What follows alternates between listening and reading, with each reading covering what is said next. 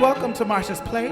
This is an interview episode where we talk to friends, family, other community members, and anybody else we want to talk to. Hey brother, hey sister, hey sibling, how are you? Hey brother, hey sister, hey sibling, how are you? Hey, how you been doing? Just checking in today on you. Hope that the joy. Hey, what's up? This is your girl Diamond. I am so excited about this episode because this feels like some hometown shit that makes me feel good. And, This week we are going to have the battle rapper J2 on the show. And I also have co-hosting this episode, and we'll talk about why. My little brother, y'all have heard from him before. We were, sharing our story. We was on some, tell our past and our history with our mom and with our relationship and shit like that. But he gonna come on now as my co-host to talk about, because he's an expert in battle rap, because I'm not. So welcome, J2 and my brother Rock. Oh, what up, though? What's going on, J2? Pleasure to meet you, bro. Hey, already, my pleasure. It's super dope having this moment. So we call and talk to each other about stuff all the time, and I was just asking her about her show. I said, you know what? There's this guy you should check out. I just said, hey, I think this guy is dope. This dude is fire. You should check him out. And she kind of like, yeah, said, yeah, blah, blah, blah. And, we're continuing with our conversation. I said again, hey, I think you should check this guy out. He's fire. Like, this nigga is nice. And she kind of keep going with the conversation again. And finally, she was like, what's the name? Is it J-A-Y? I said, no, it's just a J and a 2. J2, right? I said, type in J2 versus, and you're gonna see some stuff, because she, obviously, she doesn't have the URL app. Right. Type your name in, right? Types your name in. She says, I know him. Yeah. And I'm like, okay, yeah, like, all right, yeah, him or whatever, blah, blah. And I was like, if I'm not mistaken, I think he's from Nap. If I'm not he's somewhere from up there in that region. I think he's from Nap. I think I seen that interview or something. And I think I seen you rep Hallville one time. Yeah. And she's like, no, like, I don't think you understand the relationship. I know him. And, we're here. So I think that was just a super, like, raw reaction moment of her being introduced to what she do. My brother is a cishet dude. He, what I'm saying? He into rap. I ain't really into rap, like particular battle rap like that. So I'm like, oh, he just suggested somebody, and I'm like, okay, cool. I get what you're saying. Now my brain is like, why is he suggesting this person? And not. I know it has to be relevant, but I'm like, anytime usually a motherfucker suggests somebody, I'm like, okay, I'll look them up. So while we're talking, I'm like, okay, I don't think I was at my desk or whatever. And when he kept talking and we going back and forth, and I'm like, let me look this motherfucker up. And I said, wait, that's John. I was like, no, that's my nephew. Who the fuck is he? It's so crazy when when Diamond hit me up, I was like, I was on the phone with I was talking to one of my brothers in Tice. And when Diamond hit me, I was like, we was in Messenger, and I was like, yo, it's so crazy how things come in full circle. You know what I'm saying? Like, it's just so crazy how, like, I know Diamond remembers when I was like a little teeny bopper. You know what I'm saying? Like, I was young, crazy, wild, like a whole nother person than I am now. And, now she's got a podcast, you know what I'm saying? And now I'm going to be on the podcast for, what I've been doing in the culture. It's just, it's dope, though. It's like, it's crazy dope. I was like, I didn't even know he was on some rap battle shit. I was like, I was like, I know him from when he was young, running the streets, and we in the queer community kind of doing our thing. I was like, I didn't even know he was on some rap shit. And I was like, I need to really hit him up and see what's up. And when you said you was do it, I was like, oh, fire. We're gonna really do this. So let's get into the subject. We know that hip hop comes from a long history of, it originated in New York, and it's a long history of like hyper masculine image, particularly when we get into like late 80s, early 90s. It starts to be like this really gangster thug rapping, very, very, very, very homophobic level of content. And one of the things that was always a staple, is particularly in the beginning of hip-hop history, is people being able to go toe-to-toe with each other with their rhymes, with their bars, back and forth, battle rapping.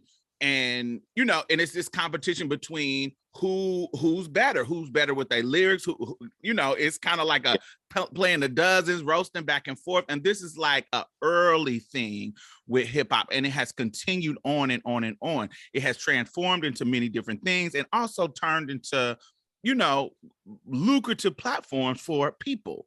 And so when I think about the history, and I think about even right now in our culture, because we are seeing this uptick in the acceptance of queer people, it is not surprising to me that now we finally have somebody breaking into that era of in that arena, because we are seeing pop icons being created. We are seeing, it's just a whole different level of acceptance. So it's only inevitable that it's going to happen in hip hop. So when my brother told me that somebody was doing it, I wasn't surprised. I just was surprised that it was somebody that I actually knew.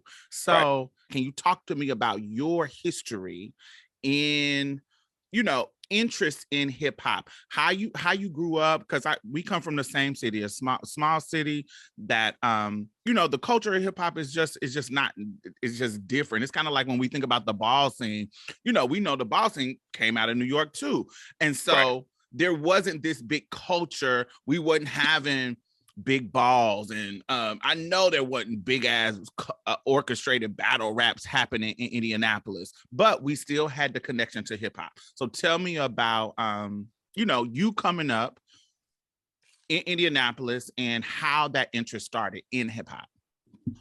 Well, like I feel it's funny you should bring up the ball scene, because it's very, very similar. You know what I'm saying? It's like, when you're in Indy, and like when we growing up in Indy, you see so much on TV. You know what I'm saying? And we come from that era of TV. I don't come from the era of social media. You know what I'm saying? Like I was grown by the time that came around. So, like you watch so much stuff on TV, and naturally, what you want to do is, not necessarily emulate, but I know for me, there was always something inside of me that wanted to be a part of it. I didn't want to emulate it. I didn't want to be, I didn't want to do it in India. I didn't want to do my version of it. I wanted to be a part of this culture. You know what I'm saying? Because I feel like being Black, you are automatically damn near a part of hip hop. Now, if we go a little further, if you from the hood and you Black, you are a part of hip hop. You are what they're rapping about.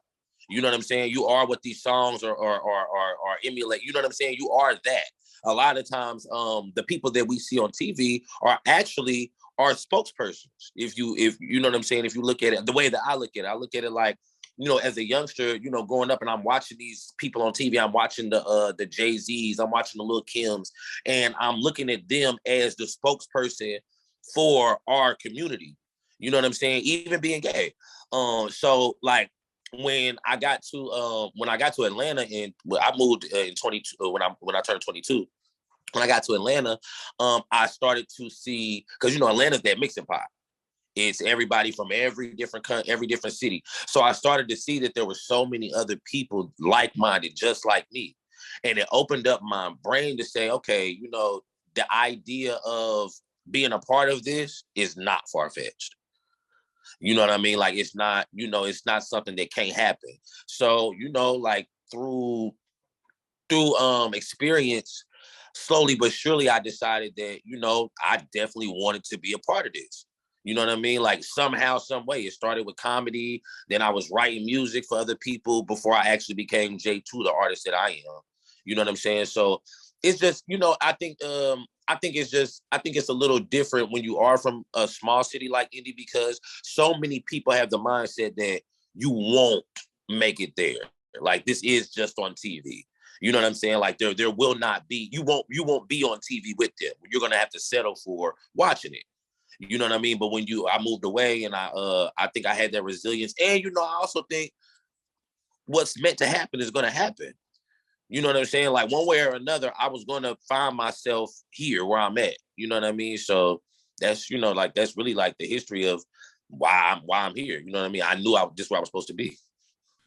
And we always try to look for ourselves in cultures that we relate to. It don't matter whether you queer, it don't matter whether you from a small town, from a rural town, because when me and Rakim, we have connections in rural ass fucking Mississippi. And when we moved down there, when he was younger than me, he moved down there earlier than I did, and he was super young, and I came when I was 18, and we was in rural Mississippi, and motherfuckers was connecting with hip hop and connecting with the culture of that, even during that time. So we're gonna always, when we see Black folks doing something, we're gonna always find a space and a mind to understand that we are a part of this, and this is something they're speaking to our history and trying to find our lane and how we look in this, how we look, how our own situation reflect in this situation. Y'all giving us the the blueprint in about the hood. But what about the hood in Mississippi? What about the hood in Indianapolis? What about the hood in Atlanta? There are people who are going to relate to and find themselves in that culture. As a Black boy, whatever your preference is, as a Black boy, there is a connection to hip hop.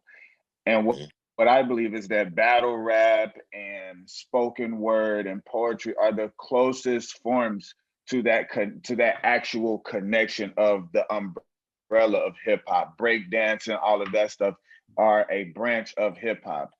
And just seeing it, no matter where you are, you could be in a car, you could be in the locker room, you could be at the lunch table, somebody's going to be beaten and somebody going to want to kick a rhyme to it. And that's just what it is growing up, no matter where you're from, Alaska, Indiana, New York. Everybody knows things started in New York, but once we got a whiff of that essence, I think every Black boy made that connection to sports and music. For me personally, my first love was freestyling. It was not music. I love the art of freestyling. I love the art of bars and kicking rhymes. And to me, growing up, I'm a 90s baby. So to me, in order to even be in my top 5 of anything, you had to have been on Rap City and went crazy in the booth, right? So that was my criteria. And I really fell in love with hip hop through freestyling, ciphers, and battle rap. So what were some of your inspirations that made you just want to be a part of the culture? I know you said you've seen it and you was like, hey, I wanted to be, but what was your like actual inspirations of making you want to just jump in? I think it was like back in the day watching, and it's gonna sound so cliche, but it's real. Watching like Pac and Biggie. Watching these two, it was so amazing to me as a youngster, watching these two regions fight for respect, utilizing the same art form. Like, it was so amazing to me because the sounds were so different, which also led me to let me know that, there isn't one way to do this, which was kind of like what inspired me with, and let me know like, okay, he's doing it this way, he's doing it this way. You could do it your way too. You know what I mean? Like you have a place here, and it's not like, you know, this isn't like, again, like I was saying earlier, it's not like this is a different version of that. This is them doing them. This is what they're giving to the culture of hip hop. And I feel like when watching the Pac and the Biggie, and as a youngster, and seeing the music change and seeing the music alter, it just inspired me to want to be a part of that push. And when things start to evolve, I want to be a part of the evolution. You know what I mean? Like I guess it was one of the things where I didn't want to be left behind. And we see that same sentiment when it comes to the girls too. When we think about Roxanne Shante, when we think about Foxy and Lil Kim, and you know, all the girls coming up in the game, especially the early ones, you know, having to kind of put on this really, really masculine persona, having to, you know, really say, I'm a part of this culture too, and I need to find my lane and need to find where I fit in, and them thinking like, you really trying to be strategic on how I can get in this game. You see that in reflection in the girls too. So I always wonder, like, you get what I'm saying, how in the 90s and the early 80s, how those kind of inspirations and people who were kind of off the beaten path of the normal, you know, hood nigga situation, how did those people inspire you? Let me not pretend like the females did not inspire me. You know what I'm saying? Like growing up, I'm a gay man. You know what I mean? Like these females were idolized by us. But when I start thinking of inspiration and, you know, breaking into the culture, Trina, when I was 14, I don't know if y'all, I know you kind of remember Sam Goody, who used to be a store in the mall where you used to go get like, you know, DVD, CDs and shit. I remember in 98, I was a freshman, and me and my best friend, we went to Sam Goody. And there was this little cassette tape, and it was Trina and Nan. And I just Trick Daddy and Trina. I just randomly got it. Nobody had heard of them before. I just randomly got it. I got it. I played it, y'all. I was at Northwest High School, and I'm running around the school. I'm playing it to motherfuckers. I'm like, listen to this shit. This bitch is fire. Like, she's crazy. Like, I heard that shit. Then, like, everybody just waving me off. This is early 98. By the end of 98, everybody was screaming Nan. And it was that was very, very inspirational to me to see, because now she had a completely different sound than anybody.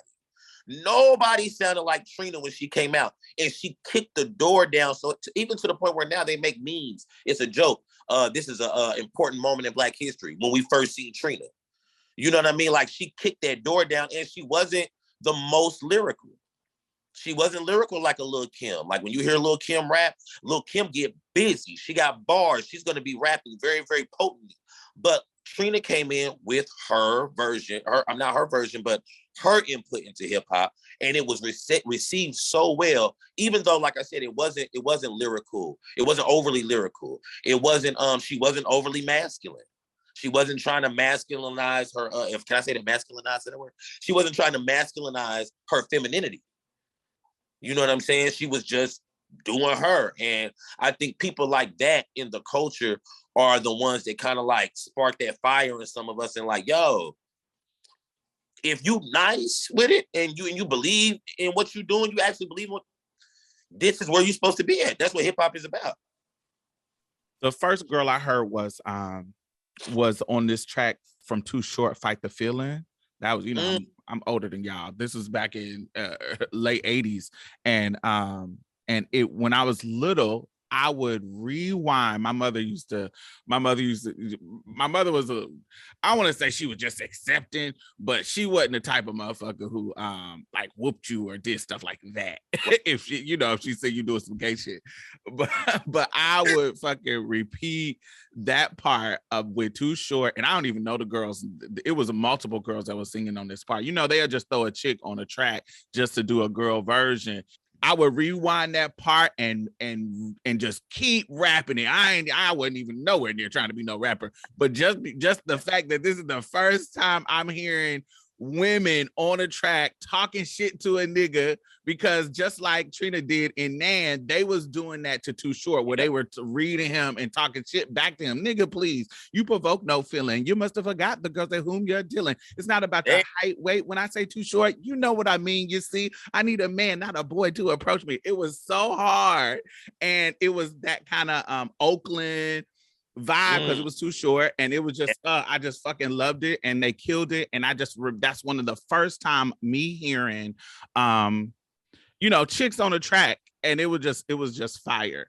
So you get this inspiration in the 90s, and I remember in my history, you know, during the 90s, I don't remember any kind of queer rapping thing. The very first time that I heard about an artist being like just a openly like a homo thug rapper was back in like 2002. There was this artist called Caution, and he's actually strouted to be the first gay artist that was signed to some kind of record label, and he was actually signed by Russell Simmons. And in that history, what ended up coming out is that apparently he wasn't really gay, and it was just some kind of gimmick that they were doing to try to get kind of like Vanilla Ice, the pre-Eminem motherfucker. And so it was like this gimmick about him being gay. When I saw that, I was like, what that means is there's some kind of cultural shift happening where some executive director is tapping into, there is a market for this shit, y'all. So let's see if we can play this game. And with him, they tried to play the game. Now, he didn't blow up because the world wasn't ready. But a little bit later, probably maybe 2 or 3 years later, I hear Kanye West on an interview with Sway. And Kanye West is talking about the homophobia in hip hop culture and how it wasn't cool. Everybody in high school be like, yo, you acting like a fag. Dawg, you gay? I used to deal with that when I was in high school. And what happened is it made me kind of like homophobic, because it's like I would like go back and like question myself, like, damn, why does everybody else walk like this and I walk like this? So why is it you start just looking, because you don't realize until you're in high school, people like, yo, fam, look at you. Look at how you act. If you see something and you don't want to be that because it's such a negative connotation towards it, you try to separate yourself from it so much that it made me homophobic. By the time I was through high school, like anybody that was gay, I was like, yo, get away from me. And really, like Tupac said, started hanging with the thugs, and you look up and all my friends were like really thugged out. And it's kind of like I was racing to try to find that constant masculine role model right there, to the point where it's like I would really discriminate. Like I use the word fag, like always condescending towards gays and look down upon gays. And I remember my cousin told me that another one of my cousins was gay. And at that point, it's kind of when the turning point where I was like, yo, this is my cousin. I love him. Like, and I've been discriminating against gays. It's like, do I discriminate against my cousin? And then everything starts to click. You know, he brings his partner with him to like Thanksgiving and all that. And you just had to sit back and think, like, damn, you know, hip hop really is about, it seemed like it's about like fighting for your rights in the beginning, about speaking your mind and about breaking down barriers or whatever. But everybody in hip hop discriminates against gay people. To me, like that's one of the standards of hip hop, is to be like, yo, you fag, you gay. Matter of fact, the exact opposite word of hip hop, I think, is gay. Like, yo, you play a record and it's like whack, that's gay, dog. You know, if it's good, that's that hip hop right there. You see what I'm saying? It's like the exact opposite. So it's like me speaking for my entire culture, or me looking at my rappers out there, hip hoppers discriminate against gay people. I wanted to just come on TV and just tell my rappers, just tell my friends, like, yo, stop it, fam. Like seriously, that's really discrimination. To me, that's exactly what they used to do to black people. I'm just trying to tell people, just stop all that. This is out of Kanye West's mouth when he was early in his game. And this is when it wasn't cool to kind of show up to gay people. When did you started to see a shift in, oh, the culture is changing from your point of view? This generation of straight people now, completely different than the straight people I grew up with. They're way, way, way more accepting. I've seen like some of the younger guys, even in battle rap, that I talked to, it doesn't even cross some of their minds to be homophobic. Because they were born, you know, it's 2020. Some of these motherfuckers was born in 2000. So by the time they were, you know, of age to start making decisions and shit, it's 2008, 2009. That shift has already happened. You know what I'm saying? So a lot of these guys, like, it's so much more accepted. And I think a lot of times it's being accepted because you look at it and you're like, I mean, we can't hate these niggas. These niggas is where we getting everything from. They're running these record companies. They're running these media outlets. You know what I mean? I think media was a big thing, because when you see something on TV that sparks conversations, when you see something on the internet, it sparks conversations, and these conversations are being had in households with gay people and straight people, because we do coexist. Whether people like to believe it or not, gay people aren't just born, you know, in a gay world, you know, someplace, you know, that's far-fetched. Like, we all actually coexist. So these conversations are being had. And I think in like 2000, around 2006, 2007, 2008, I think when the conversations were being had, they were being had with people in the household that were openly gay. And so, like, the little brothers, the little cousins and shit that would have normally been homophobic are now naturally accepting of it, because this is what it is now. So I think when the internet grew and social media started to grow, I think that was the big shift, because I think that's when it was in everybody's face. Rakim, when did you start seeing that shift happen as a straight man? I don't know if you remember, there was this transsexual battle rapper called No Shame. Mm-hmm. And she battled on the league LTD. called Grind Time. Grind Time. Yeah, Grind Time. And then moved over to King of the Dot, KOTD. And we saw some things, and then there were plenty of gay female battle rappers. Mm-hmm. But there were some gay male battle rappers, but it never caught fire. Right. Where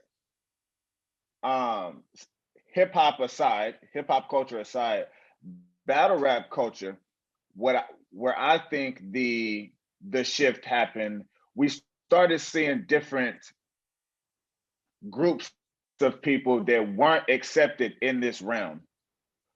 As I was telling her, for example, when Christian battle rappers started to hit the scene, it was kind of mind-blowing. Yeah. Here we are, we have these gangster, gritty, lyrical artists talking about guns, drugs, and killing. That is the majority of the substance that you hear in the underground battle rap culture. And here we have Christian battle rappers who don't curse, who don't talk about gun violence, who don't talk about drugs, and they are extremely becoming successful just because of pure talent. Mm-hmm. They took their niche in what they did, and their talent blew up. And I started to see a change. And then there started to be more white battle rappers.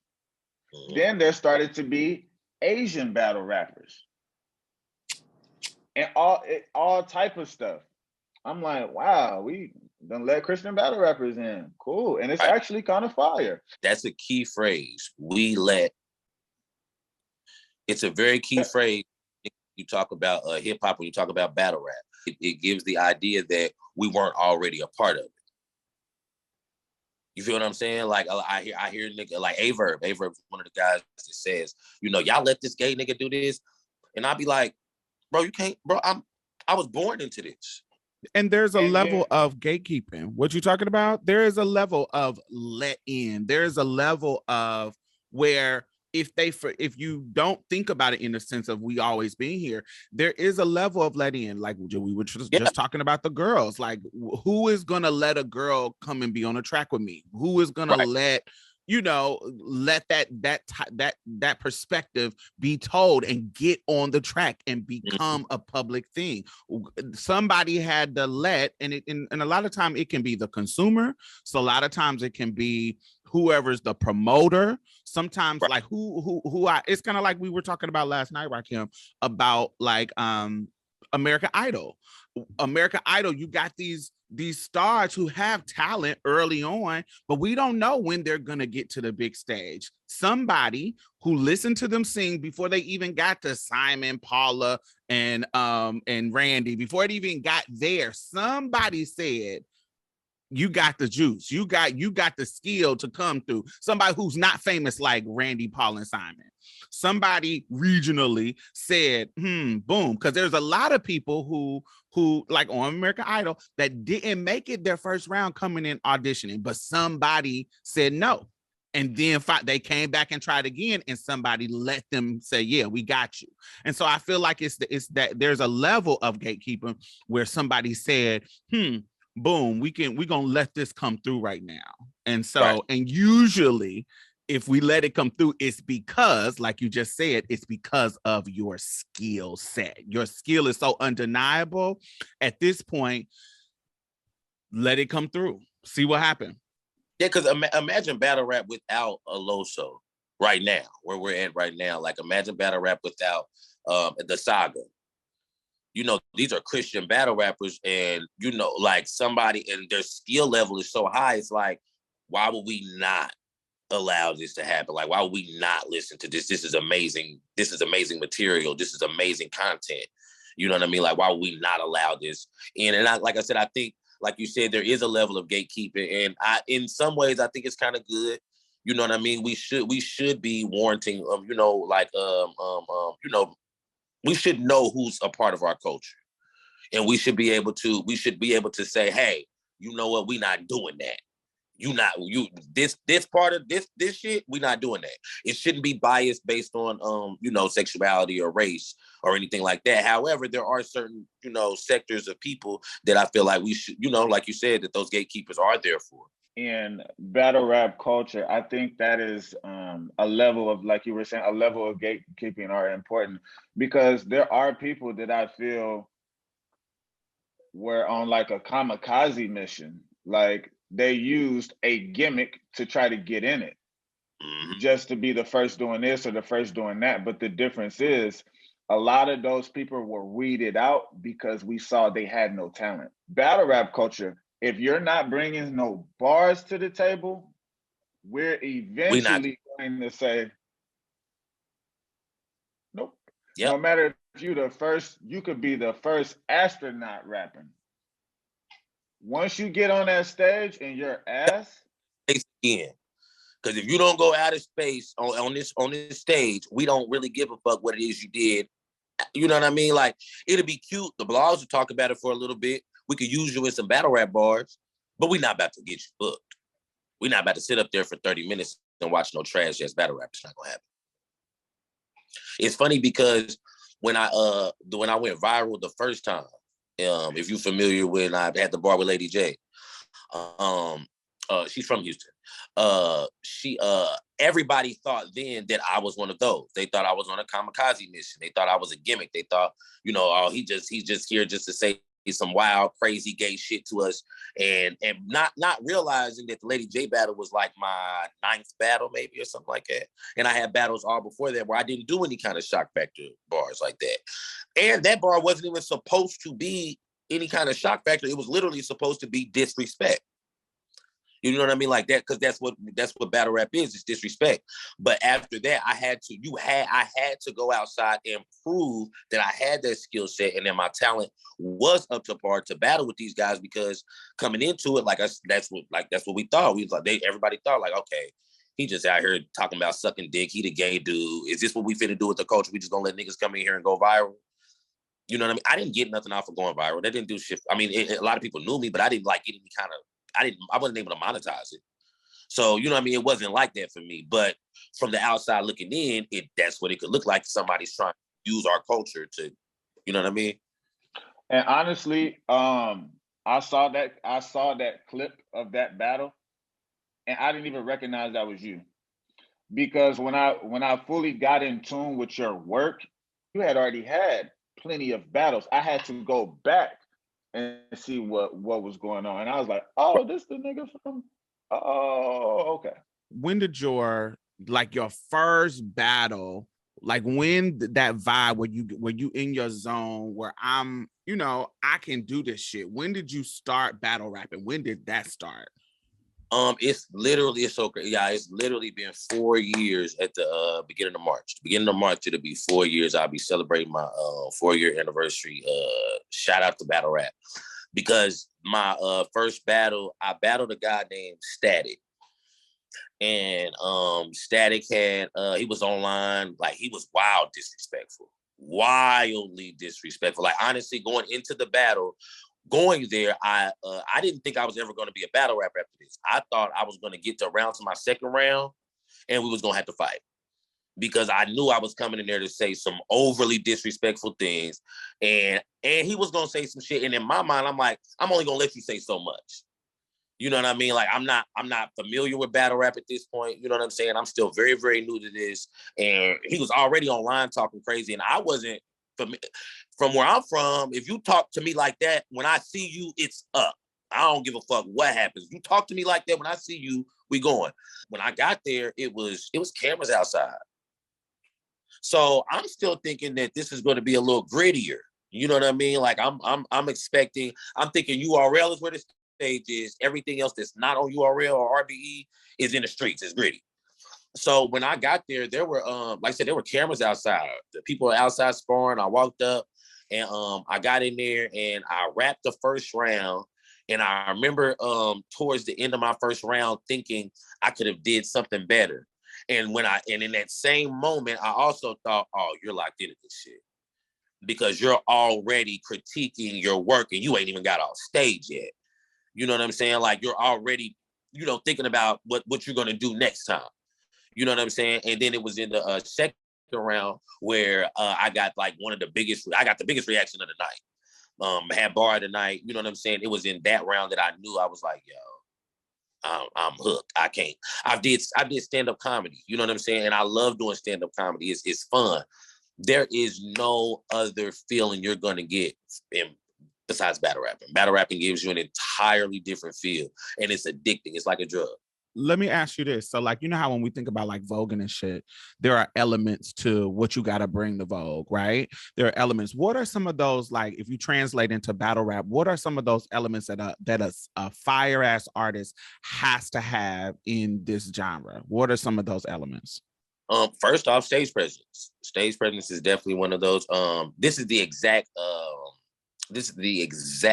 metaphor I use when I'm explaining to certain newer battlers what to do. I tell them there's elements to this, but stage presence, bars, scheming, aura. You know what I mean? There's so many different, more than 5, of course. To be familiar with J2, he's not displaying it right here, but he always has a certain look about himself, as far as once he hits the stage, he has a special, unique haircut that only he rocks. His beard is always doing something. It might be right now. I've never seen your beard like this right now. It's always doing something, and that's just a part of the show. That's a part of the aura and what you bring to the stage. And so it's funny. hearing you say, or like hearing you bring up comedy, because you can see, because you have that history, and because you have that, you kind of know how to control a crowd. When I see you battle on stage, you don't really get rattled. And when hecklers are in the crowd, you don't really get rattled. It's pretty much level, even kill. But also the stage presence, the cadences, giving people time to react to what you just said, getting time for people to grasp what you just said on stage. Right. So you definitely can see that stage presence from comedy translating over. You definitely can see in the appearance, Right. just being a performer on stage, all of that just alludes to what I'm bringing as a full package. Yeah, that's a fact. It's in like, because even acting, you know what I mean? Like when you're on the stage, you see this audience, and as an actor, for me, I think I'm always just thinking like what I can do to make sure that I'm received correctly. And battle rap is that's just it. It's just concentrated. There's so many different elements you have to have, but I think stage presence, bars, and delivery are the three keys to battle rap. If you don't have if you excel at one of those, you're probably going to get further than somebody that doesn't. Like if one person is okay with it, he's okay with stage presence, he's okay with delivery, he's okay with a little bit of bars, but somebody else has a lot of bars, they're going to get over because they're really good at that, and that's one of those elements that we are looking for. Somebody that has amazing stage presence, Hitman Holler. Stage presence and delivery out of this world. Does he have bars? Yes. Is he as bar heavy as B Magic? No. But is he amazingly talented on that stage? When he touches the stage, he knows how to control the room. And that I think those three are probably the key components, because you can't do this without one of those three, excelling at, well, at least one of those three. Let's talk about some of like your toughest battles. For you, what did that look like coming into, who was some of the people that you was like, man, I feel like this motherfucker gonna take me out, but man, I did it. I did my thing. What were those moments? Drugs was probably my first really controversial battle, where I was battling a name. Like, this put me in front of a lot of top tier battle rappers, because this was the first time that Gates of the Garden came to Atlanta. Gates of the Garden is based out of New Jersey. And up until this point, they were, just on the East Coast. I think they had maybe did an event in Philly, but they had never came this far. And so they brought a lot of their guys, a lot of the top tier guys. They all came to Atlanta, and I had one of the top tier guys over there, like one of the guys that was a real big gunner at the time. But he's still one of the gunners, Drugs. And that was the battle that was the first battle that you ever seen me get rattled. I'm not gonna get into the whole story, but it was like 12:30 in the morning. I was drunk. I was supposed to have already battled. They tried me. I got mad. I was ready to fight. So when you watch the battle, that's why like the third round is short, and I say, fuck it, I don't want to rap no more. But it was the first time. But also, I'll say that wouldn't have happened had it been a lower tier guy. So this was the first time that I actually had a struggle with actually battling, because up until that point, I hadn't battled anybody with the name that had any more star power than I did, really. You know what I'm saying? But he had a lot more star power than me. And it was a rough battle. I got the first round off really, really well. And then the second round, like the crowd wasn't fucking with me. They was like, who is this gay nigga rapping? He talking about beating up his daughter. What the fuck's going on? Like it got like that. People started walking off. Like, when I tell you, it was horrible. You know what I mean? Like, it got really, really bad in there. I'm shooting for my rematch too, mind you. So whenever y'all see this interview, no, I'm shooting for my rematch. But it was horrible. It was it was just a horrible way for a battle to go down. But I still kept on going afterwards. Like, got done with the drugs battle. I was like, all right, what's next? You know what I'm saying? Like, what's next? And so, and then that year was actually an amazing year for me. That was like the tide turner. It was the drugs battle, and then after that, I started actually getting paid. Up until that point, I wasn't getting paid any money to battle. I was battling for the opportunity. You know what I'm saying? Like I wasn't getting any money. That was the first time like I actually got a bag to battle. And then that same year, RBE called. And when RBE called, that was one of those. It's so funny because being a gay nigga in battle rap, there was so many first times and big moments. Because every time I did something, it was like my brother E&B being on RBE. It's good, it's great, but you straight, you supposed to. Like, this is what, you know what I'm saying? Like, they had never had a gay dude on RBE. And I got to the platform. They were throwing events down here, and they have a program called 1SKs. And the 1SKs are battles that they have before the main events. You know what I'm saying? So it'll be like a small battle with some newer guys. They'll do a one rounder. That'll be it. RBA never had a gay person on the platform, and it's one of the top 3 leagues. And when I got the call for it, it was a big deal. It was a really, really, really big deal. It wasn't a hard battle. I battled Yoshi. I smoked her. But it was still a big deal because at this point, I'm not battling her anymore. I'm battling the crowd. Because this crowd could easily say, we don't want to see. These gatekeepers could easily say, we don't want this here. They can easily say that I have to be overly good. You know what I mean? Like I have to like, I got to go crazy. And what was crazy is I was still only in my 2nd year. So I didn't really have the experience. I battled drugs that year. I shouldn't have battled drugs that year. I shouldn't have battled drugs so soon. It was way too soon for me to be battling drugs. You know what I'm saying? But it happened. And so I didn't have that experience. So like I said, it was that. I was scared. I was nervous going into it, not because I felt like she could beat me, but I felt like, you know, again, not looking at it like that. But what it was I was scared that these gatekeepers could be like, you was good on the little small leagues. This is the big league, and we not doing that. This is one of the things that I really want to highlight and talk about as far as like J2 really standing up and prevailing against some of those gatekeepers that we're talking about. Before you even click on the battle, the title reads something to the nature of Drugs versus J2, controversial battle. Yep. So if you didn't know anything about J2 at all, you already know you probably about to be in some shit. There's probably some shit about to go down in this battle just from the title. Before the battle starts, there is a clip of an interview from Drugs. Yep. In the interview, they're asking like, you know, what's going on with this battle? Like, what made you take it? What made you accept this battle? And shout out to Drugs. Drugs is saying, I don't give a fuck what his preference is. The nigga can rap. That's why I took the battle. I'm not here to dive into other shit. The nigga can rap. Y'all paid me. I'm about to go in. When you're a newer up-and-coming battle rapper, sometimes it will pay for you to invest in yourself. And by investing in yourself, you pay another battle rapper to battle you. That's the way that this culture works. And when they were coming down here, Gates of the Garden is a pay-to-play kind of league. You know what I mean? Like if you want to battle the big names, you want those names on your resume, you're going to have to pay it. I paid $800 for drugs out of my own pocket. I paid $800 for drugs.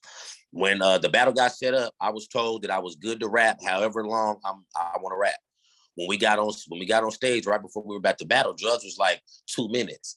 And I thought he was saying like 2 minutes before we start rapping. I was like, oh, we finna start 2 minutes. He was like, nah, 2-minute rounds. I was like, 2-minute rounds? I was like, I got like 3 and some change. Like I paid $800, bro. I'm finna come in here and rap. Like we not doing no 2-minute rounds. And so he's like, nah, I got paid for 2-minute rounds. I'm like, so he calls his manager at the time, well, not really manager, but his league owner, Dre Dennis. He called Dre Dennis over there. And Dre Dennis was like, yeah. He was like, 2 minutes, I guess. I'm like, nah. So I called Chris Petty because that's who booked the battle for me. I tell Petty to come. I'm like, Petty, come over here. And so Petty gets over there and he's like, this ain't my league. I immediately start flashing. So what you don't see on the camera before the camera cuts on, I start flashing. Like I'm because, and mind you, it's like 12 o'clock, 12:30 in the morning. I'm off for like 2 fists of Crown. I'm lit. You know what I'm saying? And now you telling me that You told me I could rap however long I want to, but now he's saying he's only been paid for 2 minutes, and he's only going to allow, and I'm only going to be allowed to rap 2 minutes of my material, which is going to fuck up my entire round. Now my round is completely fucked up. So now what I have to do is, at first I wasn't going to rap at all. They like, okay, J2, look, this is your opportunity. This is a great opportunity for you. Everybody in the room been waiting on this battle. They've been wanting to see this battle. They want to see Drugs battle the gay dude. Everybody wants to see this. You got to get your shit right. So I was like, fuck it. So I goes back inside.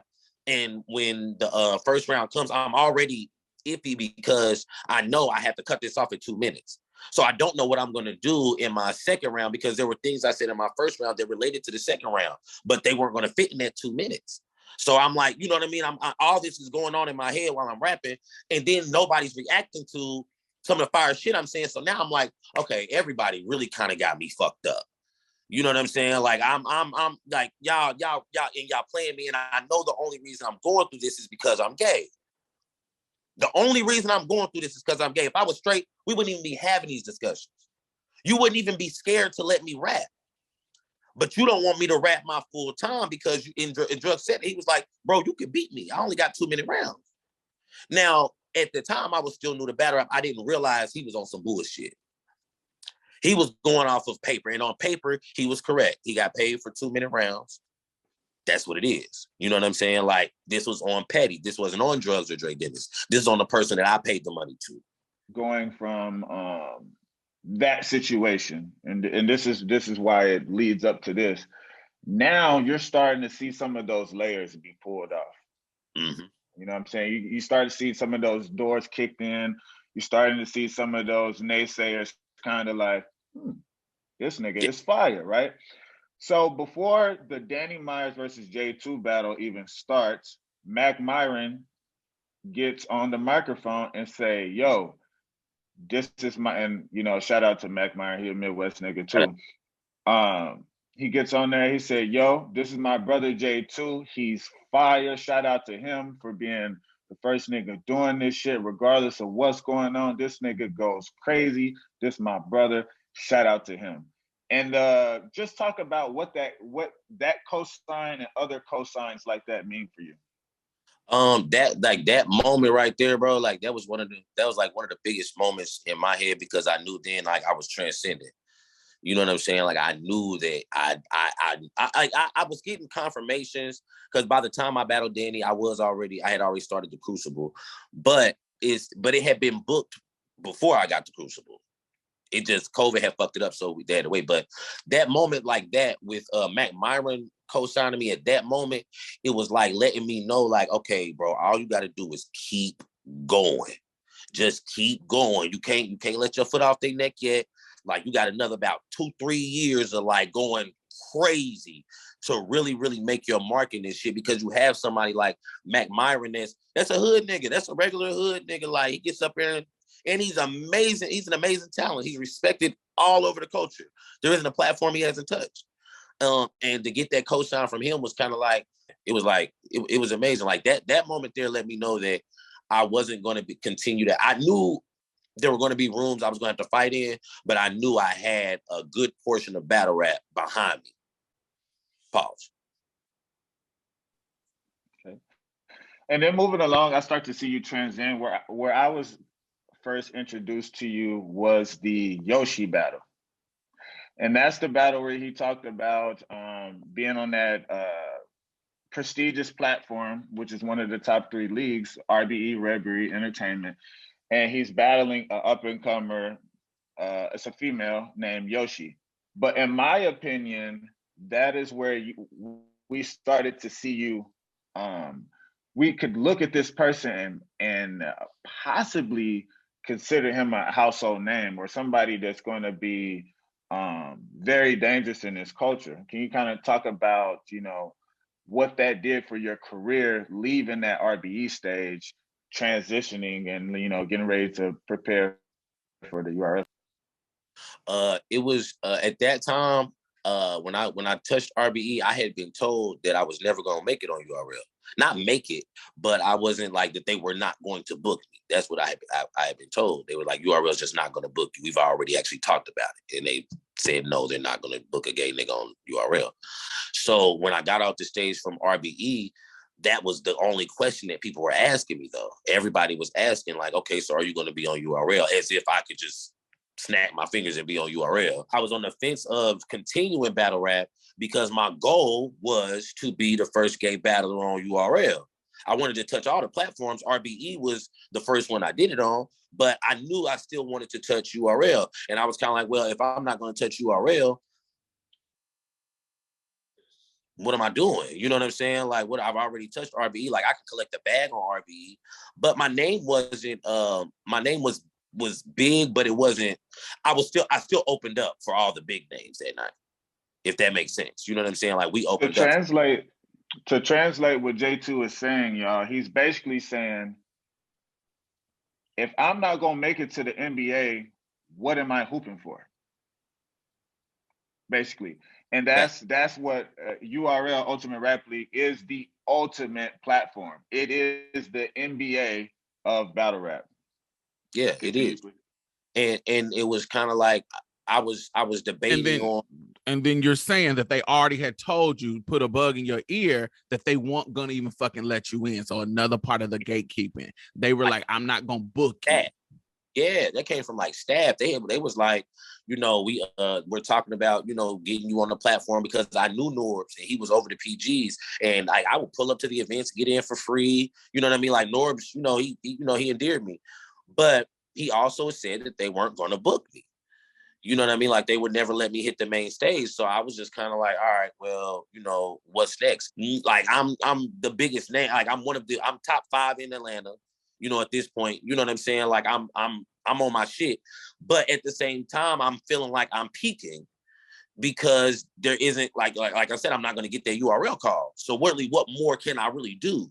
Everybody's always going to be able to hold that over my head that they're on URL. And there's so many guys that are on URL, I'm never going to be a top tier. And you knew this was because you was queer? Yeah, absolutely. They told me I wouldn't be on URL because I was gay, because they weren't. They had me thinking that Beasley and P were like these big homophobes. And I'm gonna be the first person to tell you it's not true. Sometimes I think people put out propaganda to make it seem like there's this fight all the time between gays and straights, when a lot of times there isn't. It's just the idea of it. You know what I'm saying? Like, but Beasley's not like, as soon as I got off stage on URL, like when we talk about that, Beasley came up to me and was like, yo, how are you on short prep? Because I'm booking you again. Beasley. So talk about it now. We there. Talk about it now. Talk about that feeling of saying, yo, I got to invite to the Crucible. So now I'm this is about to be, y'all said I wasn't going to do it, but clearly something's happening. That was that was that moment. Like, that was when I realized, I was like, okay, now you got to like take this shit serious all over again, because now the trajectory is completely different.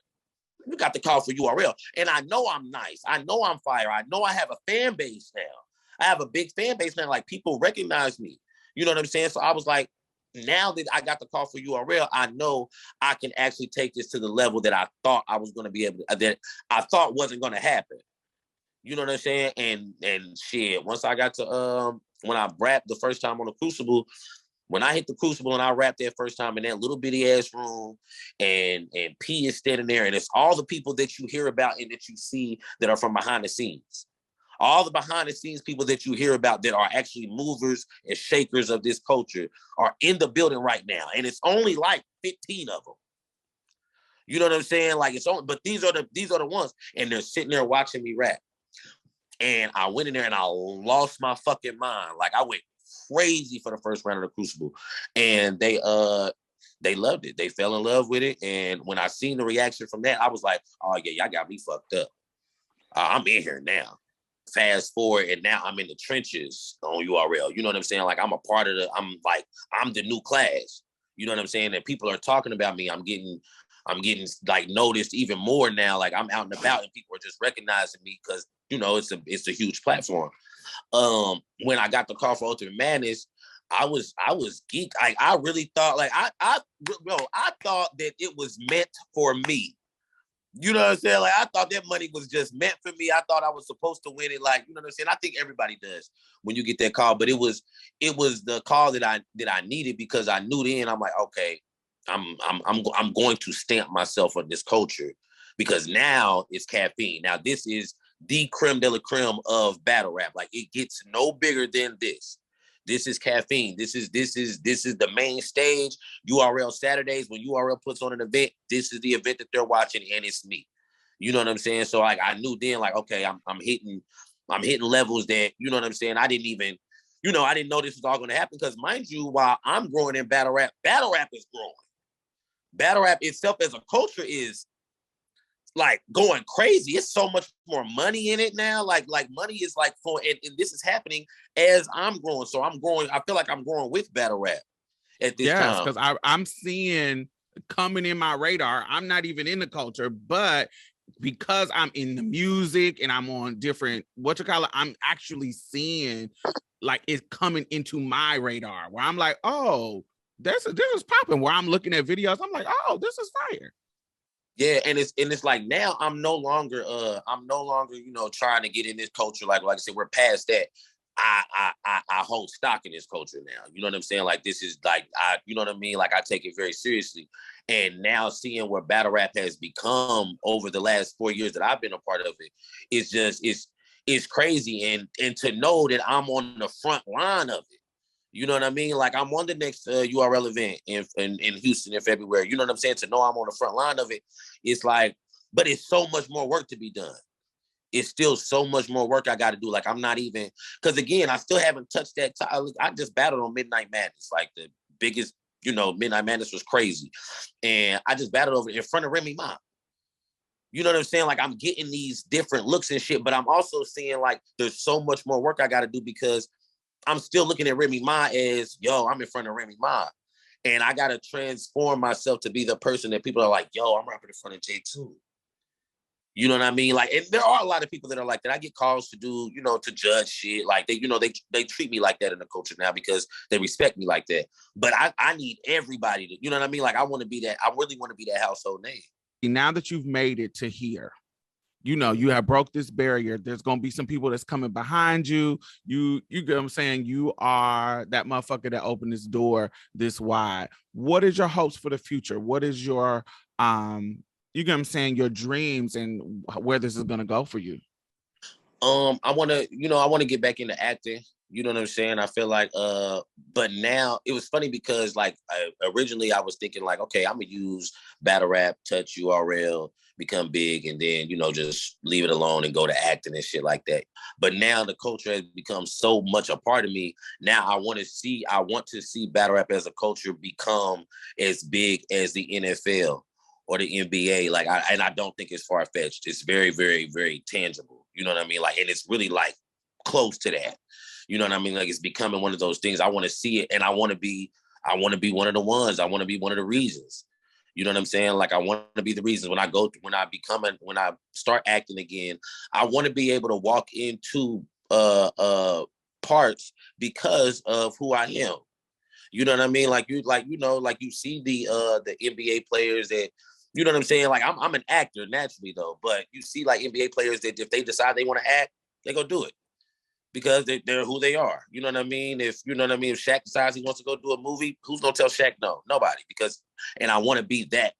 That's what I see and I want it to come from battle rap. I don't want to have to I want battle rap to be that mobile to do everything else, because I feel like the culture itself has so much to offer. Like, it would be crazy for me to leave that and go acting and kind of like say fuck battle rap right now. Like, it would be insane, especially being that I've learned so much from it. You know what I mean? So I really want to see battle rap I want to see it take over. I want to see when you turn on your TV, you're going to hear about the battle rappers and whatever little drama they go on TMZ will be covering it. Like, it'll be just a natural thing that battle rap is a part of life. Like basketball or football is. I want, because that's what it's a sport. It's the most concentrated artistry I think that you'll ever get. I don't think anything else I don't think any other form of entertainment is as concentrated with that artistry than battle rap. I don't think anything else will ever do it because it starts from scratch. There is no music. You know what I mean? You're on a stage. All you have is what you have to say and how you say it. You know what I mean? And that's it. And you're not just rapping for a minute. It's not like just rapping on a little beat. You rapping long enough where you have to have enough content to keep people entertained. And if you're good at that, you can have millions of people watching you and being entertained and commenting and interacting. You know what I'm saying? Because it is that type of artistry. That is something that is not far-fetched at all as far as leaving battle rap and going into acting and pursuing different careers. For this upcoming remake of The Fresh Prince of Bel-Air, the villain of that series is Easy the Block Captain, which is a household name in battle rap. Absolutely. He came from battle rap, and he's the villain of that. Before we get out of here, my last question personally, I want to kind of talk about how you plan to leave your staple and make way for other gay battle rappers to come into the culture. And I want to specifically talk about your third round versus Rolak Black, where you addressed you took your third round, which is something that is common in battle rap. They take a round, usually the third round, and they address certain issues.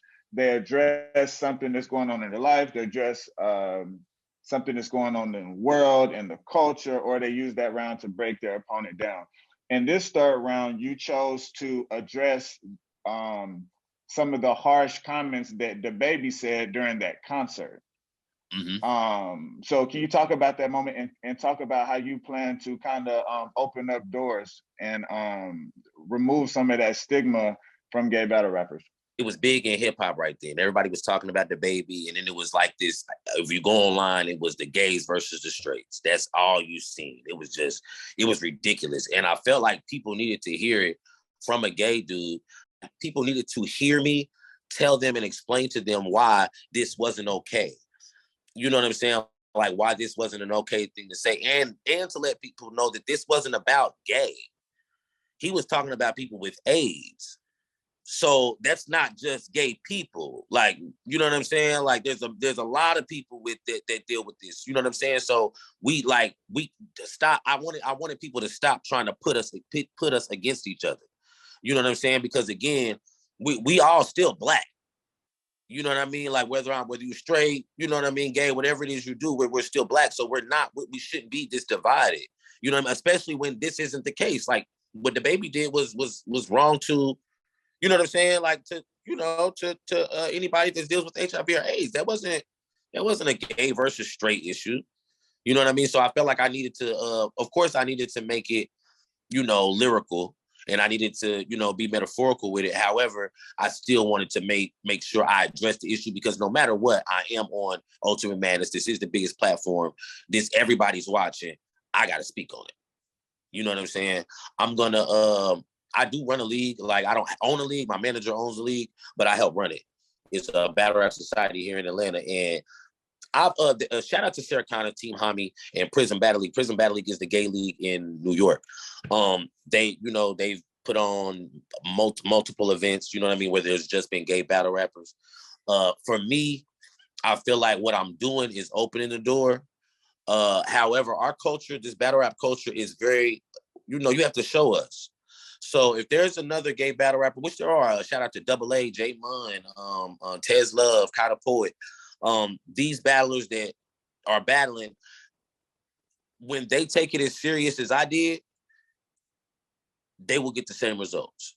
I feel like I've already kicked down these doors. I've done the groundwork for everybody. Like it's not going to be hard for you to get on RBE anymore. It's not going to be hard for you to get on URL anymore. You know what I'm saying? If you're nice, you're going to be accepted. I'm very, very vocal online. So everybody knows, like, I don't go for the bullshit. When I see them trying to like gay bash some of the newer guys, I jump in, I get active. You know what I'm saying? Like, I don't play it. So I feel like what I'm what I'm gonna leave on this culture is what I've done. And opening the door for everybody else it came with what I've done.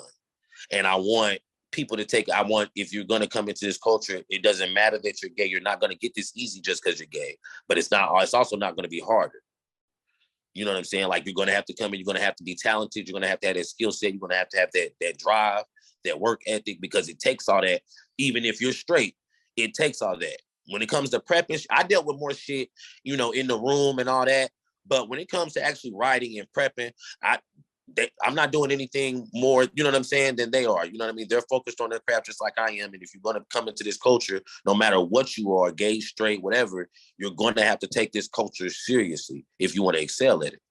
And you know what I mean? But if you are gay, just know J2 out here, and I already did it all. I already cussed everybody out. I done got into the arguments. You know what I mean? I done did the 1-2 with a couple of them. The door is kicked down. It's open. If you want to battle rap, the culture is ready for you. Just know you're not gonna get it easy. And that's a perfect way to end it, because I want you to know that I'm so proud of you. The fact that my little brother, my straight little brother, is hitting me up about what you're doing in the genre that he loves. And, in battle rap, I was like, oh, this is amazing. I was like, now he gonna always be my little John tipping around motherfucking the 10 in the meadows. And you know what's so crazy, Diamond, is that they be forgetting that the shit I be rapping about, they don't realize, like, what I be rapping about, this be real life. I was gay while it was happening, but this is real life. Like, I ain't rapping no shit I really never did or won't do. And we hood motherfuckers. We come from the street. We come from fighting and doing whatever the shit that you think that that we have not been a part of. This is what we done been in the culture. We've been in the sticks with motherfuckers, with hood niggas doing hood shit. Hood niggas been our plug. Like, you think these niggas ain't tapped into us? Where y'all think coming from? Exactly. So I love it. I am so proud of you. Thank you for doing this with me. I appreciate you. I just tell the people where they can find you. So hopefully I'm gonna get my IG back, y'all. But right now it's J2 Gets Busy, J2 GETSBUSY. This is my dog. J2 Gets Busy. But if I get it back, it's the Real J2. Twitter, the Real J2, TheRealJTWO. That's really me on everything, y'all. Like, and if you want to really, really follow me, go to the URL YouTube channel, subscribe to the YouTube channel, because my last battle versus Bad News, judged by Remy Ma and Don Q and Calico, will be dropping on the URL YouTube page, which is amazing. That's a really, really, really big deal. Y'all, shout out to Battle Rap Society. Like I said, that's my home league. If you want to watch some fire battles of some new up-and-coming guys, subscribe to the YouTube channel. We got a lot of drops on there. It's a lot of fire battles. I'm outside, man. J2 to 2022. I think this is going to be my year. I'm J2 2022. Thank you. And Rock, my little bro, thank you for hosting this with me. And you know what I'm saying? You are doing your own little podcast coming soon. The Unseasoned Sailor. Where can they find you? You can find me on my whole handle is @President Rowley. Like she said, I am launching the Unseasoned Sailor podcast, and that's basically a hip hop culture podcast through the eyes of military veterans. So definitely tap in with my vets, tap in with my Black people, and we're gonna rock like that. J2, hey man, I'm out in LA, big dog. So whenever you're in the city, just hit my line. I'm at every event that's in LA, I'm there. So that's fire. That's crazy. Yeah. I didn't know. That's amazing. Next time I'm out there, I'm tapping in. Yeah, if you look at Suge versus Brandon, that's me and the red velour on stage right behind Suge. Okay, all right, man. I'm always tapped in. I'm always tapped in. All right. Mm-hmm. All right, y'all. Thank y'all for listening. This is your girl Diamond. I will see y'all next week. Have a wonderful night. Hey brother, hey brother, hey sister, hey sister, hey sibling, how are you? Hey brother, hey brother. Hey sibling, how are you?